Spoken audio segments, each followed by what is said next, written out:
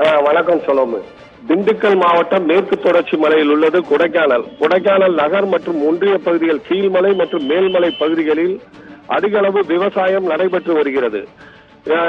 இப்பகுதியில் உருளைக்கிழங்கு, carrot, beetroot, பட்டாணி, பீன்ஸ், பட்டர் பீன்ஸ் உள்ளிட்ட பல்வேறு ஆங்கில காய்கறிகள் மேல்மலை மற்றும் கீழ்மலை பகுதிகளில் தொடர்ந்து விவசாயம் செய்யப்பட்டு பல்வேறு மாவட்டங்களுக்கும் பல்வேறு மாநிலங்களுக்கும் அனுப்பப்பட்டு வருகிறது.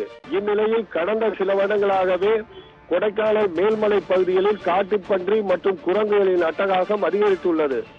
தொடர்ந்து மன்னமனூர், பூம்பாறை, கவுஞ்சி, கிடாவரை, பூண்டி உள்ளிட்ட கிராம பகுதி மக்கள் வனத்துறை அதிகாரிகளிடமும் அதேபோல் கோட்டாட்சியர் அலுவலகத்தில் நடைபெறும் விவசாய குறைதீர்ப்பு கூட்டத்திலும் தொடர்ந்து புகார் மனுக்களையும், அதேபோல் கோட்டாட்சியர் அலுவலகம் முற்றுகை, வனத்துறை அலுவலகம் முற்றுகை மற்றும் திண்டுக்கல் மாவட்ட ஆட்சியர் அலுவலகம் புகார் மனு என தொடர்ந்து வழங்கி வந்த நிலையிலும் தற்போது வரை வனத்துறை அதிகாரிகள் எந்த ஒரு நடவடிக்கையும் எடுக்காமல் அப்படியே காலம் தாழ்த்தி வருவதாக விவசாயிகள் குற்றம் சாட்டுகின்றனர்.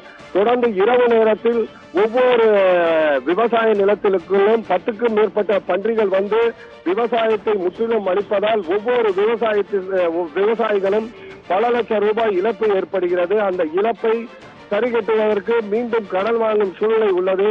தொடர்ந்து நாங்கள் புகார் மனு வழங்கியும், அதேபோல் கடந்த வெள்ளிக்கிழமை நடந்த விவசாய குறைதீர்ப்பு கூட்டத்தில் கோட்டாட்சியர் முன்பாகவே வனத்துறை அதிகாரிகள் பங்கேற்றால் நாங்கள் பங்கேற்க மாட்டோம், உடனடியாக நாங்கள் போராட்டம் நடத்தப் போகிறோம், காட்டுப்பன்றியை கட்டுப்படுத்துவதற்கு உரிய நடவடிக்கை எடுக்க வேண்டும் என கோரிக்கை வைத்தனர். அது தற்போது வரை நடக்காததால் இன்று மன்னமனூர் ஊர் பகுதியிலிருந்து 5க்கும் மேற்பட்ட கிராம மக்கள், தற்போது வரை 500க்கும் மேற்பட்டோர் ஊர்வலமாக சூழல் சுற்றுலா மையம் சுமார் 3 கிலோமீட்டரில் உள்ள வனத்துறைக்கு கட்டுப்பட்ட சூழல் சுற்றுலா மையத்தை முற்றுகையிட்டு தொடர்ந்து காத்திருப்பு போராட்டம் நடத்தப் போவதாகவும், வனத்துறை அதிகாரிகள் காட்டுப்பன்றியையும் குரங்கையும்